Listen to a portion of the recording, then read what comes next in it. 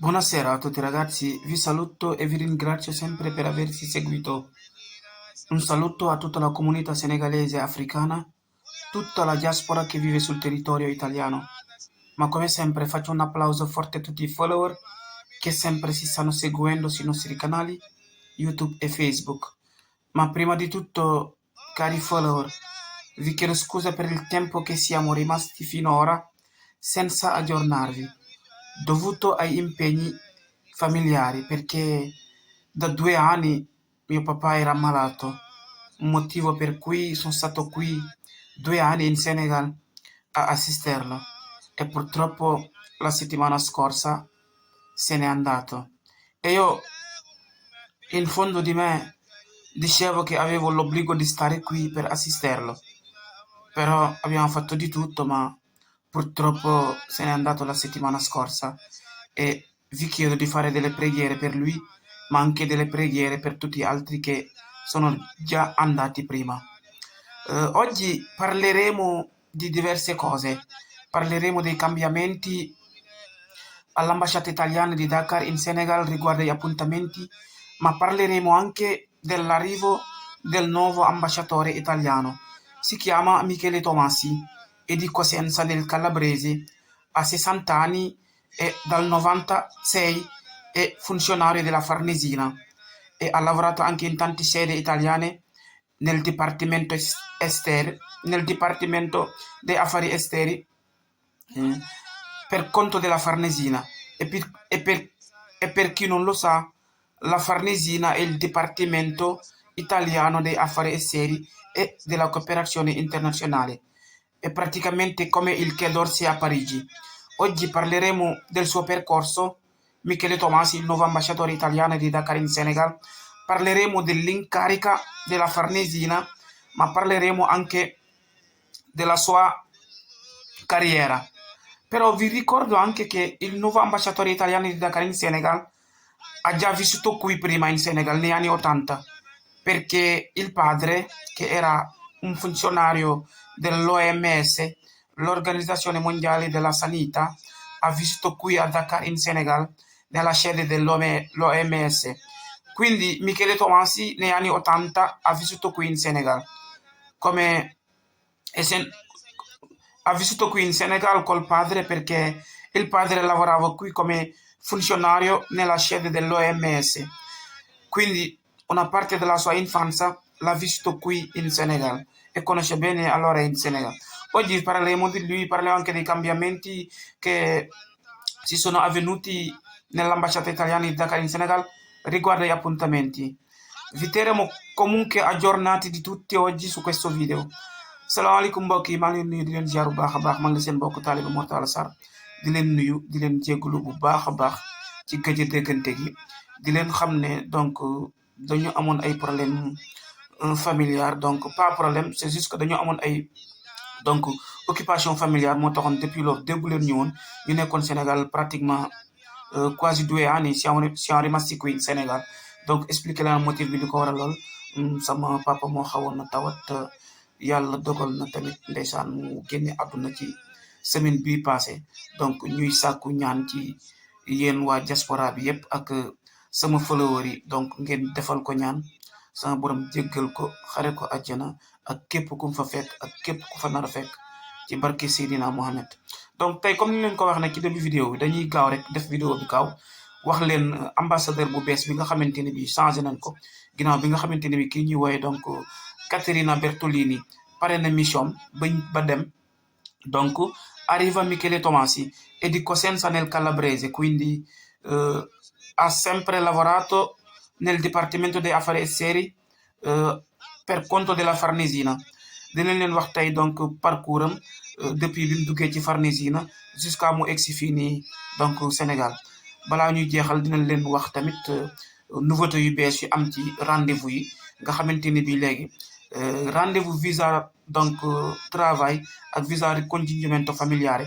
kenn duutu ko jële ci email bi ñu joxe woon nekkoon dakar.nulla@esteri.it donc nulla boobu donc email boobu léegi nee dootul exister donc képp koo xamante ni bi à partir de demain 27 juillet 2026 ku jotati sa nulla osta muy regroupement familial wala visa travail Flussi mën nga automatiquement rek donc laaj rendez-vous ci plateforme bu bees bi nga xamante ne bi dinañ ko jógal ci site BLS bi à partir donc de demain. kon li ñuy wax rek mooy ñaari nouveauté yi mooy rendez-vous via email dakar.nullaosta@steri.it amatul. donc amatul tamit quota yi doon instauré ci donc nulla osta yi nga xam ne dañ naan ambassade bi daf daan génne communiqué naan ku am nulla osta entro dicembre wala gennaio fino il 31 mën nga def donc richiesta loolu amatul. léegi appena che ricevi donc il nulla osta mën nga subitement donc enregistré wu ci site BLS bi donc pour laaj sa rendez-vous def foofu prénotation bi donc quota bi ñu ne léegi amatul. donc ku jot sa nulla osta rek mën nga subitement enregistré wu ci site BLS bi pour donc jël sa donc sa rendez-vous. loolu nag moo ngi concerné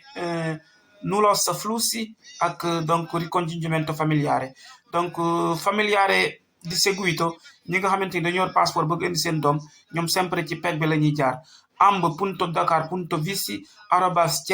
amb.dakar.visi@cert.steri.it. visa tourisme donc ak invitation ñoom ba tey ñi ngi dem ci site bi ñuy woowee donc prénotami fa lañ koy donc jëlee. kon changement yi am rek donc mooy pratiquement yooyu ñu leen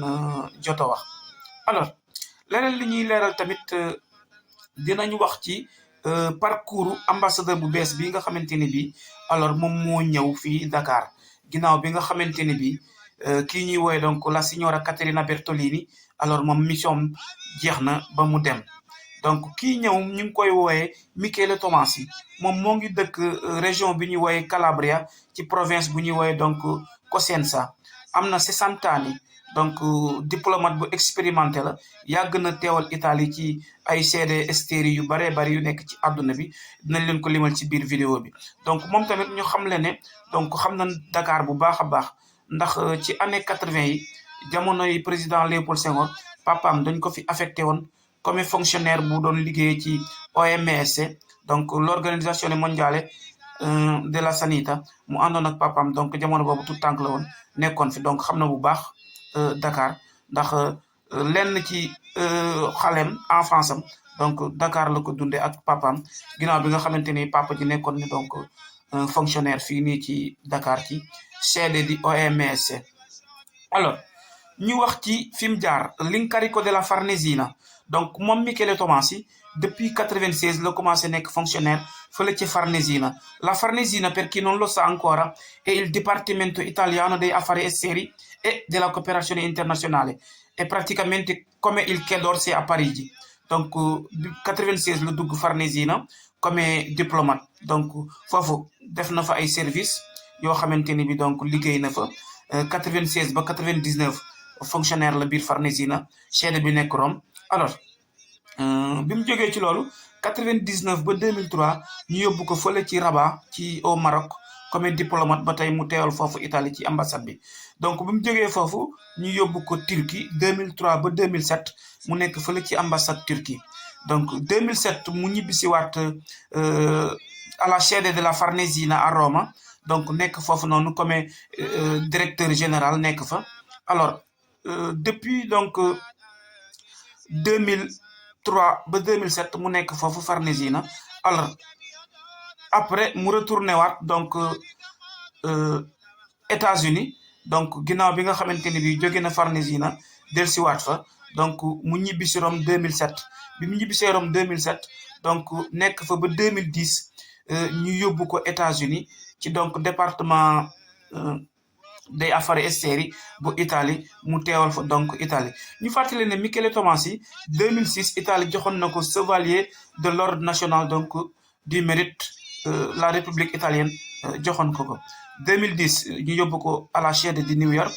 mu nekk fa donc comme représentant de l'Italie donc aux Nations Unies. donc mu nekk fa ba 2014 donc mu jóge fa dem fële ca donc ambassade bu Russie nekk na fa 2014 ba 2018 donc nekk fa vice capo ambasciata italiana di Dakar di Moscou per l'Italia. donc ci noonu nekk na foofu noonu ba 2018 donc 2018 encore mu delluwaat à la Farnesina nella sede di Roma nekkaat fa di fa liggéey ba 2022 donc bi 2022 jotee mu jógee foofu noonu donc à la Farnesina ñu yóbbu ko ambassade Italie bi nekk Soudan fële ca Khartoum mu nekk fa donc 2022 ba 2026 xam ngeen ne bi mu nekkee ci jamonoy Covid bi mu nekkee ambassadeur donc fële Soudan ca Khartoum moom moo defoon donc avril 2023 moom moo donc jiite woon évacuation bi ñu doon changé ambassade Italie jëlee ko Soudan ndax guerre ba fa amoon yóbbu ko fële ca donc Addis Abeba di Éthiopie ci noonu xam ngeen ne donc foofu la nekk 2022 ba 2026 ginnaaw moo defoon donc transfert boobu noonu bi ñu doon changé donc la sede de l'ambassade italiana da Khartoum à Addis Abeba en Éthiopie donc ba keroog ni muy egsee fii ci Sénégal le 6 juillet 2026 donc ñu indi ko fii donc ci Sénégal mu nekk ambassade bu bees bi nga xamante ne bi donc moo fi teewal Italie tudd Michele Tomassi ñu wax ne ba tey mission biñ ko dénk fii pour Dakar malgré tamit moom mooy ambassadeur bi fii nii mais donc am na accréditation pour donc yilif sede bi nekk Cap-Vert ak bi nekk Guinée-Bissau xam ngeen ne changement yi am récemment ci ñaari dëkk yooyu mooy léegi Cap-Vert ak Guinée-Bissau ak donc Mali am nañ léegi Mali ak Guinée-Bissau Mali ak donc Cap-Vert am nañ léegi donc ay sede foofu noonu léegi pratique visa mën nga ko defee Cap-Vert boo dëkkee foofu mën nga ko defee tamit Mali ba keroog nga retiré visa bi yëpp mën nga ko defee foofu te jarul donc ngay ñëw Sénégal ñu xamle ne nag ambassadeur bii nekk Dakar tey di Michele Tomassi moom en même temps moom moo jiite waale Cap-Vert Guinée-Bissau donc Mali ak Gambie alors kon li ñuy wax tamit mu beesaat rek mooy kii di Michele Tomassi ginnaaw bi mu jëlee fonction le 6 juillet bi passé moom it indi na ay réformes yu bees jëm ci donc wàllu rendez-vous yi te mooy changement yi nga xamante ni bi indi nañ ko jëmale ko ci donc niñ doon laaje visa bu njëkk rendez-vous niñ ko doon laaje bu njëkk la signora Caterina Bertolini bi mu dikkee rek dafa indi woon benn email muy dakar.nulos@seri.it foofu lañ doon jëlee rendez-vous regroupement familial ak donc rendez-vous flussi léegi Michele Tomassi bi mu dikkee daf ko changé donc à partir de suba lundi 27 juillet 2026 képp koo xamante ni bi sa nulos génn na ak waxtu wu mu génne ak weer wu mu mën di doon am nga droit automatiquement nga enregistré wu ci site bi donc jël rendez-vous te doo jaar ci email bi existé tout ñu ne changement yooyu nag ñaari visa yooyu rek la concerné regroupement familial ak decreto flussi muy donc lavoro subordinato bu dee peg bi la ñi bëgg a indi seeni parents te yor passeport bu fekkee sa doom ëpp na 21 ans ba tey si peg bi ngay jaar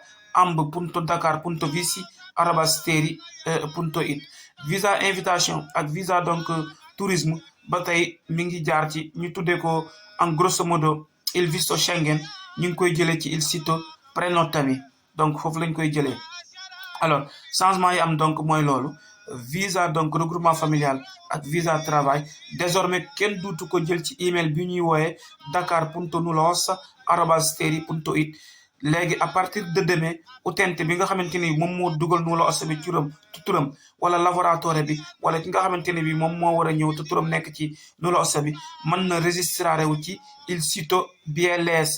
ginnaaw bi nga xamante ni bi à partir de suba plateforme bu bees bi dinañ ko dugal pour donc mën a def foofu présentation pour mën a am donc rendez-vous ñu ne amatut xaar amatut quota amatut weeru woo xamante ni dañ naan da ngay xaar ndax excès guñu ci communication ambassade heure boo jotee sa nulos lavoro wala regroupement familial donc mën nga présenté ci site boobu noonu pour jël sa rendez-vous jaratut xaar xanaa kay di ñaan rek ñu bañ a dund lañ dundoon bu njëkk avant donc Caterina Bertolini doon ñëw bay instauré rendez-vous via mail donc comme rendez-vous yi léegi delloo nañ ko BLS ñuy ñaan ne bii pa ambassade bi dina tenir en compte plateforme boo xamante ne bi donc dina nekk plateforme bu stable boo xamante ni du bloqué wu duñ toog ba ci yàgg fra 2 meses yi nit ñi dugg ci ñu tëj wala ñu naan donc nombre de rendez-vous yi ñu fi dugaloon jeex na ba gars yi di retourné waat ci incubi yi nga xamante ne bi moom mooy donc day jafe trop pour nga am rendez-vous donc li daal moo nekkoon problème bi ñu koy leeral mbokki taalibe yi ñu xamee ko noonu donc changement yi rek ñoom ñoo am ci rendez-vous yi ñuy ñaan mbokk yi képp koo xamante ne bi donc am nga nulla ossa flussi lavoro subordinato wala donc nulla ossa regroupement familial te laajoon nga rendez-vous ci weer yi ñu génn te ba 27 juillet jotoo rendez-vous alors automatiquement yow da ngay dem nga registré wu ci site boobu plateforme bi ñuy dugal suba le 27 pour mën a am donc sa rendez-vous ñu fàttali ne plateforme bi donc suba lañ koy dugal képp koo xamante ni bi nag amoon nga rendez-vous avant ñu joxoon la ko avant le 27